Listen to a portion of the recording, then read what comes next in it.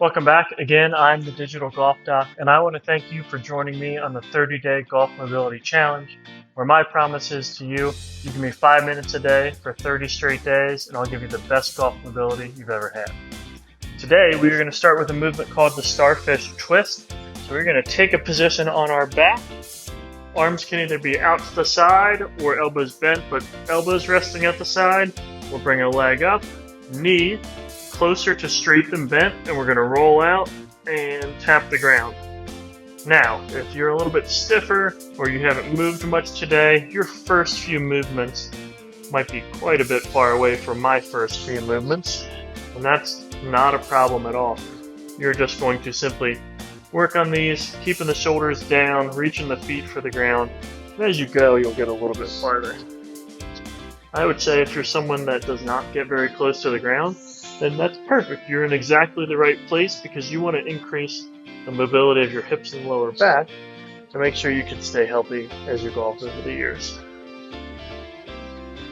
Now, we want to make sure you maintain a slow, calm breath here. This should not be a breath-holding position. You should not be turning purple and blue in the face. This should be a fairly relaxed movement, generating some mobility through your hips and lower back. Alright, now that we've warmed that movement up a little bit, we are going to do some oscillating at the end range. So same position, we're going to bring the leg out, and now, while staying here, we're going to lift the leg and tap on the ground a few times. So we're going to do 10 taps. That's 5. And 10. We'll come back, set the leg down, bring the other one over, and we'll do 10 taps again.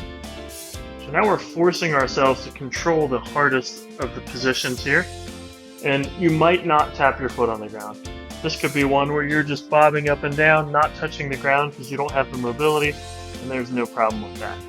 We're going to repeat that for a few sequences. We should really feel that length increasing through the outside of the hips and the lower back. Now, whether you feel it in your hips or low back is just going to be a product of how tight you are. If you're tighter in your low back, you'll feel it there. If you're tighter in your hips, you'll feel it there. Again, just a reminder to keep breathing throughout the movement, letting your tissue tension calm and relax. Let the length increase through the proximal zones of your body here, loosening up the hips for a nice free backswing and downswing. We all want to play golf until we're 100 years old, but the only way we can do that is if we keep our bodies in shape.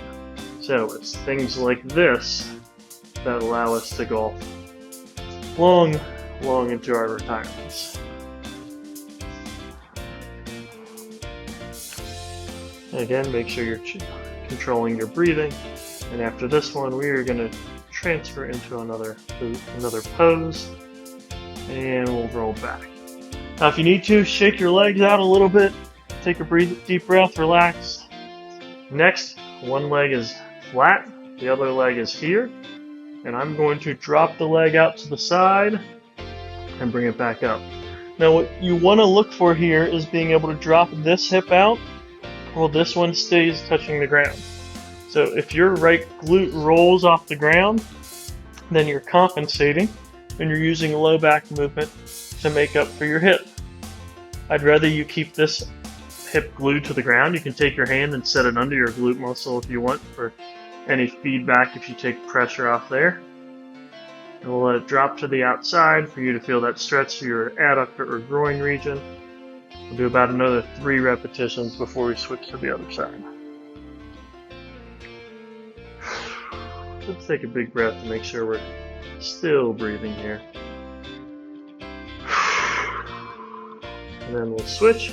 Let me grab my hand, slide it underneath my other glute for that feedback, and start dropping my hip out to the side.